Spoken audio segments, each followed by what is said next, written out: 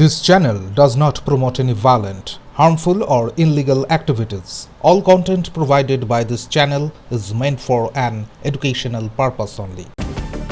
21শে জুলাইয়ের মঞ্চে দিলীপ ঘোষ ইকো পার্কে সাংবাদিকদের মুখোমুখি হয়ে দিলীপ ঘোষ বলেন, কোনো না কোনো মঞ্চে তো আমাকে দেখা যাবেই, দেখা যাক 21 তারিখ কি হয়। এই মন্তব্য ঘিরে রাজনৈতিক মহলে জল্পনা তুঙ্গে, তবে কোন মঞ্চে সেটি স্পষ্ট করেননি তিনি। 21শে জুলাইয়ের অপেক্ষায় সবাই। কোনো না কোনো মঞ্চে তো আমি থাকবোই 21 তারিখ, দেখা যাক 21 তারিখ আসুক।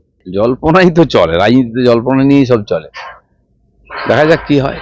মানুষ কি জানতে চায় সে তো ঠিকই, আপনারা জল্পনা তৈরি করছেন, কেউ জল্পনা তৈরি করছে, জল্পনা নিয়ে রাজনীতি চলছে। অনেকের রাজনীতি জল্পনা দিয়েই হয়, আমাদের জলও নেই আর পনাও নেই, আমাদের রাজনীতি আছে। দাদা 21 তারিখের পর কি তাহলে এই প্রশ্ন জিজ্ঞাসা করতে হবে না, প্রশ্ন থাকবে না, সমাধান হয়ে যাবে সব। হ্যাঁ,